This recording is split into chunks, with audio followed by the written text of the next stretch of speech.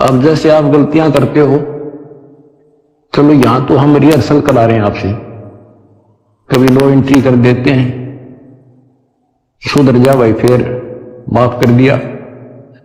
लेकिन हमारी सतलोक से नो एंट्री हो रही है, अब वहां ज्यादा तरफ रहे हम, और वहां बिना ठिकाना नहीं, वहां बिना ठिकाना नहीं, वहां बिना सुख नहीं, वहां बिना हमने कोई उठता नहीं, हमारा घर नहीं। कि जैसे एक तोता होता है पक्षी, वो एक संबल के पेड़ को ये समझ के आस ला कर बैठ जाता है, ये बड़ा होगा, इसका फल लगेंगे, खाऊंगा। 10-12 वर्ष में वो बड़ा होता है, उसका फल लगते हैं, उसमें फल इतने अच्छे लगते हैं जैसे आम होया करे, और वो पीले पीले भी होते हैं, पकते हैं तब। उनमें कपास भरी होती है, रुई, कॉटन, और तोता उसका चोंच मारता खाने के लिए, वह रुई मुंह में फंस जाती है, उसका झाड़ हो जाती जी का। तो बच्चों, परमात्मा कहते हैं कि संसार और ये तेरा परिवार और ये तेरा शरीर, अंत समय में तुझे इस तरह धोखा लगेगा जिसने तू सब कुछ मान बैठा है कि उतना सुख देगा। बुढ़ापे में शरीर में सुख हो ही नहीं सकता, कभी आंखें दिखना बंद होगा, कभी गोडे दुख, कभी शर्म में दर्द, कभी दांत निकल गए, चलना जाना बैठा। अगर पहले से मालिक की भक्ति शुरू कर दे तो ये शरीर भी ठीक रहेगा, रोग कष्ट से भी जीव बचा रहेगा। अब क्या बताते हैं, गिर सुए संबल से या ऐसी नरिया दे, बिना भक्ति वाले को जम किंकर तुझ ले जाएंगे मुख में दे कर खे। ग्रिप आदि समय चेत्या नहीं, अंत समय अधिकार, मध्य समय माया रत्ता, पकड़ लिया गवारे। के आदि समय बचपन में तो चेता नहीं, ज्ञान नहीं होता, जवानी में माया जोड़न तो फुर्सत नहीं, डटा नहीं डटे, टाइम नहीं, फुर्सत नहीं, फिर देखूंगा। होए होए, और बुढ़ापे में बैठे माला लेके ईव कला तोड़ेगा, नाम नहीं, कोई भक्ति नहीं, कोई गुरु नहीं। गरीब आदि समय चेता नहीं, अंत समय अधिकारी, मध्य समय माया रता, पकड़ लिया गंवारे। पकड़ा गया काल के यम के दूतों को, आ गया हाथ में। अंत समय बीते घनी, तन मन दरे नधीर, उस साई को याद कर जिनियो दिया शरीर। जब मरेगा ना बिना भक्ति का आदमी, व्यक्ति, प्राणी, स्त्री, पुरुष, ऐसी दुर्गति होगी, यम के दूध दिखाई देंगे, जुबान बंद कर देंगे, टट्टी पेशाब निकल जाएगी, इतना पीड़ा होगी, रो नहीं सकता, बोल नहीं सकता, पर तड़पता है अंदर अंदर, बोलना चाहता है, कष्ट बताना चाहता है, जुबान खुलती नहीं। उस साई को याद करे जिन्होंने दिया शरीर। गिरव यह माटी का मैल है, जासू कैसा मेरे, जैसा ही मिल जाते है तो नारायण दे। किस मिट्टी के शरीर पर क्यों आसक्त हुआ बैठे 5 तत्व का पुतला, ये मरने के बाद फूक दिया जाएगा, और 2 किलो इसकी मिट्टी राख अस्थियां होंगी। यदि इस मिट्टी से परमात्मा प्राप्ति हो जाती है तो तेरे लिए ये भगवान स्वरूप शरीर है।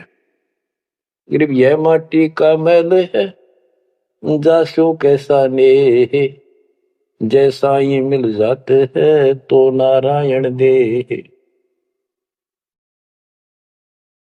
गिरव यह माटी का मैल है, खाक मिलेगा धूर, साईं के जाने बिना गद्दा कुत्ता सूर। कि ये माटी का मैल है, इसकी राख होगी अंदर। परमात्मा को जाना नहीं, हु इज गॉड, वैसे अंधभक्ति का कोई फायदा नहीं। पहले पहचान करो हु इज गॉड, उसके बाद पूरे गुरु से भक्ति लेकर कुर्बान हो जाओ, तब इसका लाभ है। तो सबसे पहले हमने भगवान की पहचान करनी होगी। वो पहचान आपको करा दी गई है। गिरवी है माटी का मैल है, छार में लक्षण माही, चार सकस कांधे धरे, मरगट में ले जाही। गिरिव अग्नि जला तन फूकिए, होगा हाहाकार, चेत सके तो चेतिए, सतगुरु कहे पुकार। बच्चों, कबीर साहब कहते हैं, जब संसार न छोड़ के एकला जा गया तो स्त्री पुरुष, जिस परिवार में जिस संपत्ति का चिपका बैठा है और भगवान भक्ति का टाइम नहीं। अभी आपको कथा सुनाई, शुरुआत में उदाहरण दिया था। अब केले के चाट ले 5 लाख ने, ये कुत्ते बन कर धक्के खा रही। इन सारी बातों का एक कर रिजल्ट है, काम करो, भक्ति करो, पूरे परिवार को मार्ग पर रखो। जब तक यहां रहोगे ऐसे रक्षा करेगा कबीर परमात्मा आपकी, जैसे महाभारत के युद्ध में टटीरी के अंडों की रक्षा की थी। वहां तक अकेली टटीरी परमात्मा शर्ज करे थी, उसी की भक्ति से बचा दिए। और यहाँ तो बालक वीर, आप वीर, बच्चे वीर, माँ वीर, बाप भी सारे भक्ति करा। तो यहाँ तो परमात्मा कति ऊपर तो छत्र रखेगा आपको। लेकिन इसका ये अर्थ कभी ना लगाना कि हम सुखी हैं, हमें कोई दिक्कत नहीं होगी। भक्ति नहीं करोगे तो दिक्कत आओगी, फिर भगवान का हाथ उठ जाएगा। ये कोई बात थोड़ी है। वो सुरक्षा इसलिए देगा ताकि आपको भक्ति करने का अवसर मिले, आपको हौसला मिले, आपकी हिम्मत बढ़ी रहे। परमात्मा कहते हैं कबीर साहब के हिड़की दे दे रोएगी सुरता, जब तू चलेगी अकेली। इस सारे संसार ने छोड़ कर जब चलेगी ना आत्मा, टक्कर मार कर होती है, पछाड़ खा जाती है। आए मेरी संपत्ति, आए मेरे बच्चे, आए मेरा परिवार। यम के दूत उसकी बाह मरोड़ के और 2 मारा दूत उसके परिवार आला। भक्ति क्यों ना करी, जो कर्ण का काम था करा नहीं निकम्मी आत्मा। चल परिवार चाहिए तो धर्मराज के दरबार में देखते कहां मिलता तुझे। कुतिया बना दी, कुत्ता बना दिया। वहां परिवार, उन बच्चों में ऐसा है वो जो आपका इनमें हो रहा है। ये तुम्हारी समझ तो बाहर की बातें हैं। आंख खोल लो, रखो मोह ममता, कोई बड़ी बात नहीं, बस की बात नहीं। लेकिन इन बातों याद रखो, अंत समय में यह ममता कति खत्म हो जाएगी। अंत समय में ये सारा कुछ आपके ज्ञान से याद रहेगा। जब चलन की तैयारी होगी, आपकी आत्मा इस ज्ञान के आधार से कति एक तरफ हो जाएगी, और नहीं तो इनमें उलझे रह जाओगे। फिर भक्ति कर ली, आस्था ये उलझे रहे, तो फिर दोबारा जन्म होगा। जा आशा ता वासा हुई, मन कर्म वचन सुमरियो सोई। तो इस ज्ञान से आपको भक्ति करते रहो। लास्ट में ये बात अड़का खड़ी हो जाएंगी कि यो तो एक दिन छूटना ही था, रोज सुना करते। और भगवान में सुरती लाओ, ऑटोमेटिक भक्ति की शक्ति भी साथ काम करेगी। अकेला ज्ञान नहीं रुक क्या करता, जब तक भक्ति साथ नहीं देगी, वह शक्ति साथ रहेगी आपका। तो बच्चों, इस ज्ञान से आपको ये सहारा मिलेगा इस आत्मा को। और इसमें कैसे हमने जीवन जीना है, रहना बच्चा में है, हमारे हैं, लेकिन चलते समय ये हो जाना चाहिए यहां से तो एक दिन जाना ही था। और परमात्मा की दया हो रही है, सारे बच्चे भक्ति कर रहे हैं, इनको भी वहीं आएंगे ये भी। तो आगे चल के हम अपनी आगे तैयारी करते हैं। जैसे यहाँ तैयारी की, यहाँ बच्चे होते गए, परिवार बन गया। ये तो नासवान है, कभी मर जाएंगे, और वहां अमर परिवार होगा, अमर शरीर होगा। तो ये भावना मन में दृढ़ हो जानी चाहिए, सच्चाई है ये। तो फिर मरती आना दिक्कत नहीं आवेगी, और संसार छोड़ते समय कति दुख नहीं होगा कि ये बच्चे सारे भक्ति कर रहे, डट के कर रहे। अब हम आगे चलेंगे तो वहां तैयारी करेंगे, ये फिर वहां आते रहेंगे। अब और तो कहीं जा नहीं सकते, सीधे वहां आएंगे। वह अविनाशी शरीर अविनाशी परमात्मा, ना सोग, ना कोई रोग, ना कोई दुख, ऐसा स्थान मिलेगा। तो बच्चों, परमात्मा को याद रखो। ये समय बार बार नहीं मिलेगा, तो आपको इतना गजब अजब का ज्ञान दिया जा रहा है। परमात्मा आपकी रक्षा करे, आपको मोक्ष दे, आपकी दृढ़ता भगवान के प्रति दृढ़ हो, आपकी अज्ञानता का नाश हो, तो आपको मल्ल की याद रहे। सत साहिब। तो आइए देखते हैं संत रामपाल जी महाराज जी के ज्ञान को पुस्तक जीने की राह पेज नंबर 149 से। अध्याय गरुड़ बोध का सारांश कबीर सागर में 11वां अध्याय गरुड़ बोध पृष्ठ 65 पर है। परमेश्वर कबीर जी ने धर्मदास जी को बताया कि मैंने विष्णु जी के वाहन पक्षी राज गरुड़ जी को उपदेश दिया, उसको सृष्टि रचना सुनाई, अमरलोक की कथा, सत्पुरुष की महिमा सुनाकर गरुड़ देव अचंभित हुआ। अपने कानों पर विश्वास नहीं कर रहे थे, मन मन में विचार कर रहे थे कि मैं आज यह क्या सुन रहा हूँ। मैं कोई सपन तो नहीं देख रहा हूँ, मैं किसी अन्य देश में तो नहीं चला गया हूँ। जो देश और परमात्मा मैंने सुना है वह जैसे मेरे सामने चलचित्र रूप में चल रहा है। जब गरुड़ देव इन ख्यालों में खोए थे तब मैंने कहा, हे पक्षी राज, क्या मेरी बातों को झूठ माना है? चुप क्यों हो गए हो? प्रश्न करो। यदि कोई शंका है तो समाधान कराओ। यदि आपको मेरी वाणी से दुख हुआ हो तो क्षमा करो। मेरे इन वचनों को सुनकर खगेश की आंखें भर आई और बोले कि हे देव, आप कौन हैं? आपका उद्देश्य क्या है? इतनी कड़वी सच्चाई बताई है जो हजम नहीं हो पा रही है। जो आपने अमरलोक में अमर परमेश्वर बताया है, यदि यह सत्य है तो हमें धोखे में रखा गया है। यदि यह बात असत्य है तो आप निंदा के पात्र हैं, अपराधी हैं। यदि सत्य है तो गरुड़ आपका दास खास है। परमेश्वर कबीर जी ने धर्मदास जी को बताया कि मैंने कहा, हे गरुड़ देव, जो शंका आपको हुई है यह स्वाभाविक है, परंतु आपने संयम से काम लिया है, यह आपकी महानता है। परंतु मैं जो आपको अमर पुरुष तथा सत्यलोक की जानकारी दे रहा हूँ वह परम सत्य है। मेरा नाम कबीर है, मैं उसी अमर लोक का निवासी हूँ। आपको काल ब्रह्म ने भ्रमित कर रखा है। यह ज्ञान ब्रह्मा, विष्णु तथा शिव जी को भी नहीं है। आप विचार करो गरुड़ जी, जीव का जन्म होता है, आनंद से रहने लगता है, परिवार विस्तार होता है, उसके पालन पोषण में सांसारिक परंपराओं का निर्वाह करते करते वृद्ध हो जाता है। जिस परिवार को देख देख कर अपने को धन्य मानते हैं, उसी परिवार को त्याग कर संसार छोड़कर मजबूरन जाना पड़ता है। स्वयं भी रो रहा है, अंतिम श्वास गिन रहा है, परिवार भी दुखी है। यह क्या रीति है? क्या यह उचित है? गुरुदेव बोले, यानी गरुड़ देव बोले, हे कबीर देव, यह तो संसार का विधान है, जन्मा है तो मरना भी है। परमेश्वर जी ने कहा कि यह क्या कोई मरना चाहता है? क्या कोई वृद्धावस्था पसंद करता है? गुरुदेव का उत्तर, नहीं। परमेश्वर कबीर जी ने कहा कि यदि ऐसा हो कि न वृद्ध अवस्था हो न मृत्यु हो तो कैसा लगे? गुरुदेव जी ने कहा कि कहना ही क्या, ऐसा हो जाए तो आनंद हो जाए, परंतु यह तो ख्वाबी ख्याल यानी सौपन विचार जैसा है। हे धर्मदास, मैंने कहा कि वेदों तथा पुराणों को आप क्या मानते हो, सत्य या असत्य? गुरुदेव जी ने कहा, परम सत्य।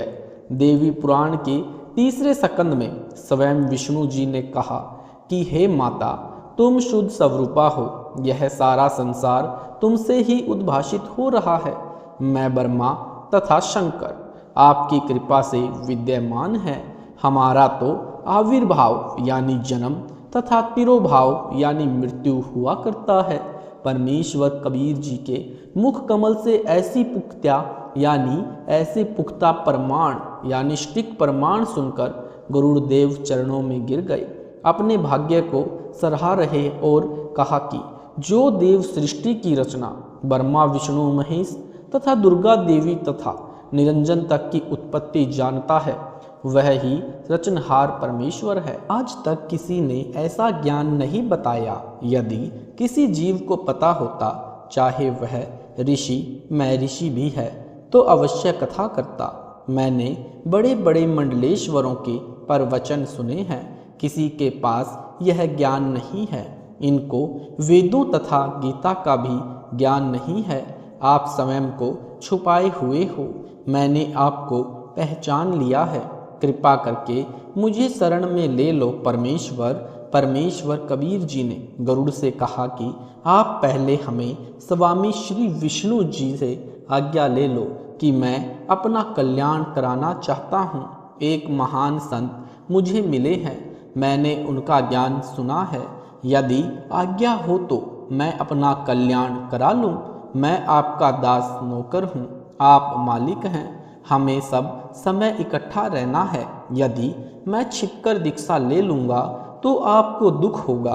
गरुड़ ने ऐसा ही किया, विष्णु जी से सब बात बताई।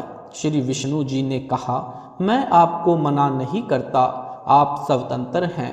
आपने अच्छा किया, सत्य बता दिया, मुझे कोई ऐतराज नहीं है।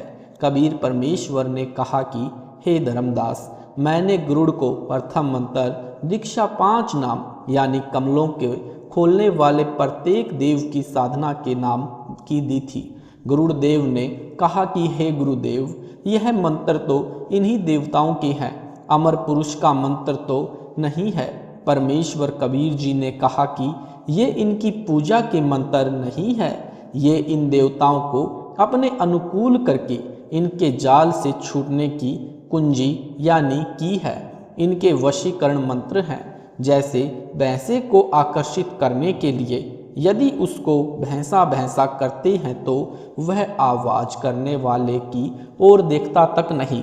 जब उसकी वशीकरण नाम पुकारा जाता है, हुर हुर, तो वह तुरंत प्रभाव से सक्रिय हो जाता है। आवाज करने वाले की ओर दौड़ा आता है। आवाज करने वाला व्यक्ति उससे अपनी भैंस को गर्भ धारण करवाता है।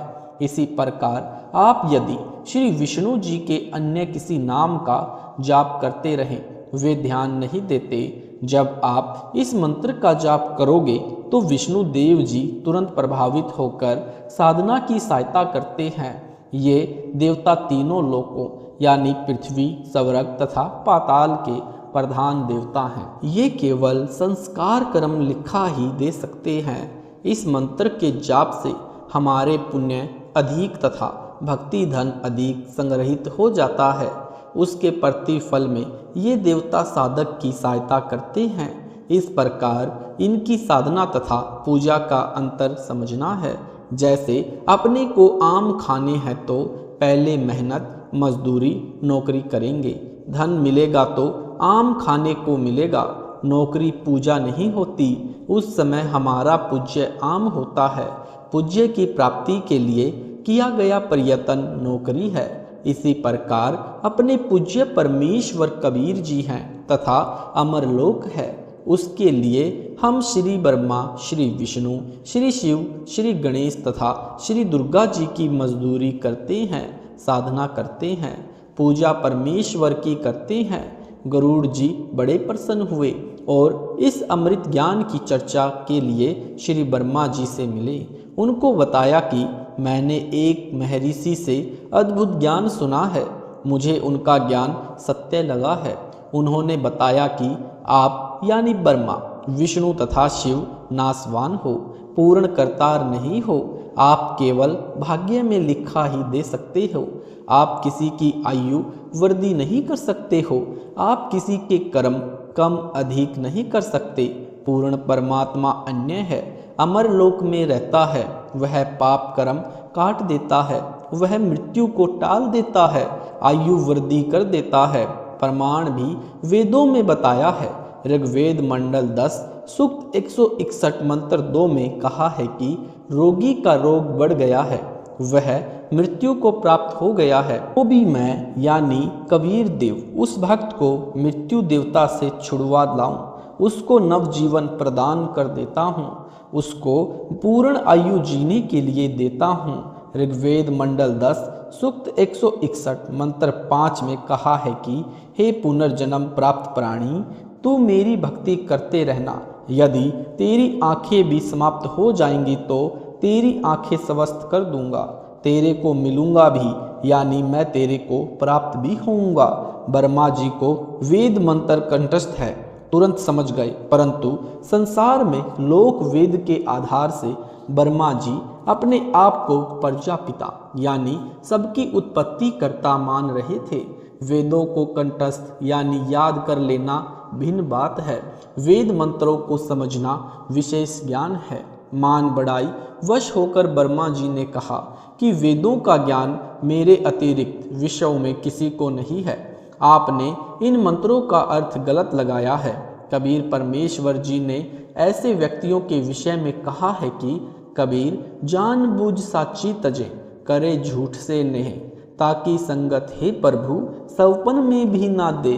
शब्दार्थ, कबीर परमेश्वर जी ने कहा है कि जो व्यक्ति प्रमाण आंखों देख कर भी झूठ को ही आधार मानता है, उस व्यक्ति से तो परमात्मा सवपन में भी ना मिलाना। वह इतना दुष्ट है, उससे ज्ञान चर्चा करना व्यर्थ है। ब्रह्मा जी गरुड़ के वचन सुनकर अति क्रोधित हुए और कहा कि तेरी पक्षी वाली बुद्धि है, तेरे को कोई कुछ कह दे उसी की बातों पर विश्वास कर लेता है, तेरे को अपनी अक्ल नहीं है। ब्रह्मा जी ने उसी समय विष्णु, महेश, इंद्र तथा सब देवताओं व ऋषियों को बुला लिया। सभा लग गई। ब्रह्मा जी ने उनको बुलाने का कारण बताया कि गरुड़ आज नई बात कर रहा है कि ब्रह्मा, विष्णु, महेश नासवान है, पूर्ण परमात्मा कोई अन्य है, वह अमर लोक में रहता है, तुम करता नहीं हो। यह बात सुनकर श्री विष्णु जी तथा श्री शिव जी बहुत क्रोधित हुए और गरुड़ को ब्रह्मा वाले उल्हाने यानी दोष निकालकर बुला भला यानी बुरा भला कहने लगे। कहे फिर सबने मिलकर निर्णय लिया कि माता यानी दुर्गा जी से सत्य जानते हैं। सब मिलकर माता के पास गए। यही प्रश्न पूछा कि क्या हमारे यानी ब्रह्मा, विष्णु तथा शिव से अन्य कोई पूर्ण प्रभु है?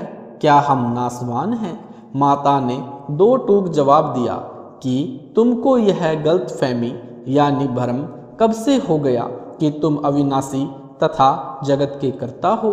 यदि ऐसा है तो तुम मेरे भी कर्ता यानी बाप हुए, जबकि तुम्हारा जन्म मेरी कोख से हुआ है। वास्तव में परमेश्वर अन्य है, वही अविनाशी है, वही सबका कर्ता है। यह बात सुनकर सभा भंग हो गई। सब चले गए, परंतु ब्रह्मा, विष्णु, शिव जी के गले में यह सत्य नहीं उतर पा रहा था। उन्होंने गरुड़ को बुलाया। गरुड़ ने आकर प्रणाम किया, आदेश पाकर बैठ गया।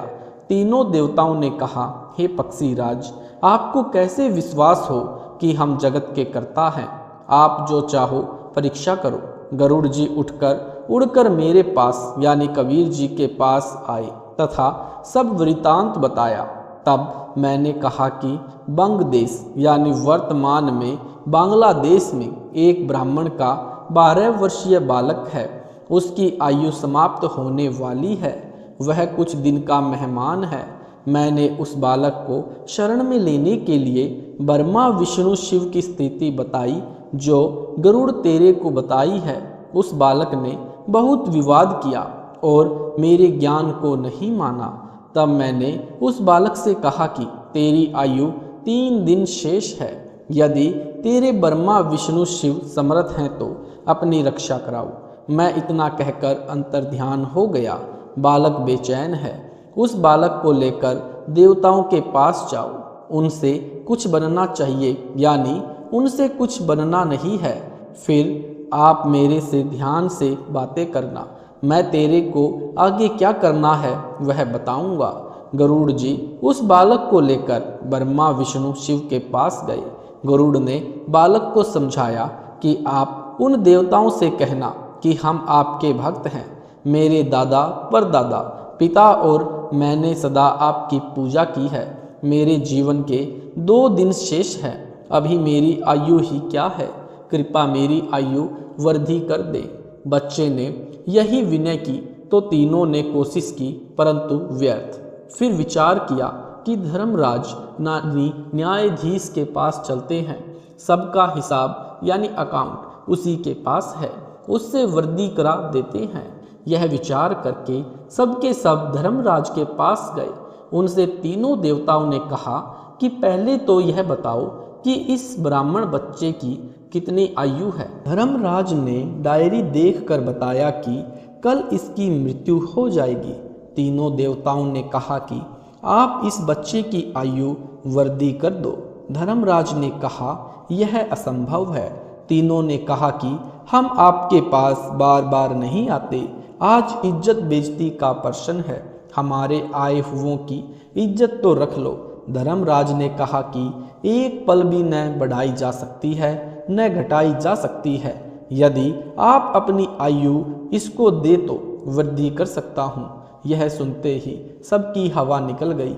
उस समय कहने लगे कि यह तो परमेश्वर ही कर सकता है। वहां से तुरंत चल पड़े और गरुड़ से कहा कि कोई और समर्थ शक्ति है तो तुम इसकी आयु बढ़वा कर दिखा दो। गरुड़ ने कबीर जी से ध्यान द्वारा संपर्क किया। परमेश्वर कबीर जी ने ध्यान द्वारा बताया कि आप इसके लिए मानसरोवर से जल ले आओ। वहाँ एक श्रवण नाम का भक्त मिलेगा, उसको मैंने सब समझा दिया है, आप अमृत ले आओ। गरुड़ जी जैसी आज्ञा हुई वैसा ही किया। अमृत लाकर उस बच्चे को पिला दिया। उस बालक के पास मैं गया। गरुड़ ने उसे सब समझा दिया कि अमृत तो बहाना है, ये स्वयं परमेश्वर है, इन्होंने जल मंत्रित करके दिया था। बालक तुम दीक्षा ले लो, इस अमृत से तो 10 दिन जीवित रहोगे। बालक ने मेरे से दीक्षा ली। जब बालक 15 दिन तक नहीं मरा तो गरुड़ ने तीनों ब्रह्मा विष्णु तथा शिव जी को बताया कि वह बालक जीवित है, मेरे गुरु जी से दीक्षा ले ली है। उन्होंने उस बच्चे को पूर्ण आयु जीने का आशीर्वाद दे दिया है। ब्रह्मा विष्णु महेश तीनों फिर धर्मराज के पास गए, साथ में गरुड़ भी गया। तीनों देवताओं ने धर्मराज से पूछा कि यह बालक कैसे जीवित है, उसको मर जाना चाहिए था। धर्मराज ने कहा, यानी धर्मराज ने उसका खाता देखा तो उसकी आयु लंबी लिखी थी। धर्मराज ने कहा कि यह ऊपर से होता है, यह तो कभी कभी होता है, उस परमेश्वर की लीला को कौन जान सकता है। तीनों देवताओं को आश्चर्य हुआ, परंतु मान बढ़ाई के कारण प्रत्यक्ष देखकर भी सत्य को माना नहीं। अपना अहम भाव नहीं त्यागा। गरुड़ को विश्वास अटल हो गया। कबीर राज तजना सहज है, सहज क्रिया का ने, मान बढ़ाई ईर्ष्या दुर्लभ तजना ये। शब्दार्थ अध्यात्म ज्ञान के अभाव के कारण मानव को कुछ असाध्य बुराई घेर लेती है, जैसे मान बढ़ाई ईर्ष्या। मान बढ़ाई का अर्थ है पद या धन के अहंकार के कारण सम्मानित व्यक्ति। ये दोनों यानी सम्मान के कारण बड़पन यानी मान बढ़ाई तथा ईर्ष्या ऐसी बुराई है, इनके अभिमान में अंधा होकर इन्हें भी नहीं छोड़ता। राज त्याग सकता है, स्त्री को त्याग सकता है, परंतु इन दोनों को त्यागना कठिन है। इस गरुड़ बोध के अंत में वासुकी नाग कन्या वाला प्रकरण गलत तरीके से लिखा है। इसमें गरुड़ को गुरु पद पर चित्रार्थ कर रखा है। वह ऐसा नहीं है। जो भी किया परमेश्वर कबीर जी ने किया। अब पढ़ें कुछ अमृत वाणी गरुड़ बोध से। धर्मदास वचन। धर्मदास विनती करे, सुनहु जगत आधार, गरुड़ बोध वेद सब, अब कहो ततव विचार। शब्दार्थ धर्मदास जी ने परमेश्वर कबीर जी से गरुड़ देव जी के बारे में ज्ञान जानने की इच्छा से निवेदन किया कि हे संसार के धारण करने वाले परमात्मा, मुझे गरुड़ देव पक्षी के विषय में यथार्थ ज्ञान बताने की कृपा करें। सतगुरु वचन यानी कबीर वचन। प्रथम गरुड़ सो भेंट जब बहू, सत साहब में बोल सुनाऊं, धर्मदास सुनो कहू बुझाई, जेही विधि गरुड़ को समझाई। शब्दार्थ कबीर परमेश्वर जी ने धर्मदास जी को बताया कि जब मैं प्रथम बार गरुड़ से मिला तो मैंने सत साहिब बोला, हे धर्मदास सुनो, जिस प्रकार गरुड़ को समझाया वही विधि बताता हूँ। गरुड़ वचन। सुना बचन सत साहब जब ही, गरुड़ प्रणाम किया तब ही, शीश निवाए तीन पूछ जाहे, हो तुम कौन कहाँ से आए। शब्दार्थ जब गरुड़ पक्षी ने सत साहिब वचन सुना उसी समय प्रणाम किया, सिर झुकाकर मुझसे पूछा कि आप कौन हो। कहाँ से आए हो? ज्ञानी यानी कबीर वचन, कहा कबीर है नाम हमारा, तत्व ज्ञान देने आए संसारा। सत्य पुरुष है कुल का दाता, हम वाका सब भेद बताता। सत्यलोक से हम चली आए, जीव छुड़ावन जग में प्रकटाए। शब्दार्थ, कबीर ने कहा कि मैंने गरुड़ को बताया कि मेरा नाम कबीर है। संपूर्ण विश्व को तत्व ज्ञान यानी यथार्थ अध्यात्म ज्ञान प्रदान करने आया हूँ। मैं सतलोक यानी सनातन परम धाम से चलकर आया हूँ। काल जाल से जीवों को छुड़वाने के लिए जग में प्रकट हुआ हूँ। सत्य पुरुष कुल का मालिक है, सबका पोषण करने वाला है, सबका दाता है। मैं उसका संपूर्ण भेद बताता हूँ। गरुड़ वचन, सुनत बचन अचंभो माना, सत्य पुरुष है कौन भगवाना। प्रत्यक्ष देव श्री विष्णु कहावे, 10 अवतार धरी धरी जावे। शब्दार्थ, कबीर जी ने बताया कि गरुड़ ने सत्य साहिब बोला सुना तो आश्चर्य किया और पूछा कि यह कौन परमात्मा है। अध्यात्म ज्ञान से स्पष्ट है कि श्री विष्णु परमात्मा है, वही 10 अवतार धारण करके पृथ्वी पर आता है। ज्ञानी यानी ज्ञानी वचन, कबीर साहिब जी के वचन। तब हम कहाए सुनो गरुड़ सुजाना, परम पुरुष है पुरुष पुराना यानी आदि का। वह कबू न मरता भाई, वह गर्भ से देह धरता नाही। कोटि मरे विष्णु भगवाना, क्या गरुड़ तुम नहीं जाना। जाका ज्ञान वेद बतलावे, वेद ज्ञान कोई समझ न पावे। जिसने कन्हा सकल विस्तारा, ब्रह्मा विष्णु महादेव का सृजनहारा। जुनी संकट वह नहीं आवे, वह तो साहिब अक्षय कहावे। शब्दार्थ, कबीर जी ने कहा कि हे सजन गरुड़, सुनो यह सत्य पुरुष यानी परम पुरुष आदि परमात्मा है, यानी सदा का भगवान है। वह कभी नहीं मरता तथा न गर्भ से जन्म लेता है। हे गरुड़, क्या आपको पता नहीं कि करोड़ों विष्णु मर चुके हैं। जिस परम अक्षर पुरुष का ज्ञान वेदों में बताया है, उस वेद के ज्ञान को ठीक से कोई समझ नहीं सका। जिसने सर्व ब्रह्मांडों का विस्तार किया है, जिसने ब्रह्मा विष्णु तथा शिव की उत्पत्ति की है, वह परमात्मा 84 लाख योनियों के संकट में नहीं आता। वह तो अविनाशी कहा जाता है। सत साहिब जी, अगर आपको ये वीडियो अच्छा लगा तो वीडियो को लाइक करें, शेयर करें, कमेंट करें। ऐसे ही वीडियो देखने के लिए यूट्यूब पर हमारे चैनल सतलोक संत रामपाल जी महाराज जी चैनल को सब्सक्राइब जरूर करें। सत साहिब जी, मिलते हैं अगली वीडियो के साथ।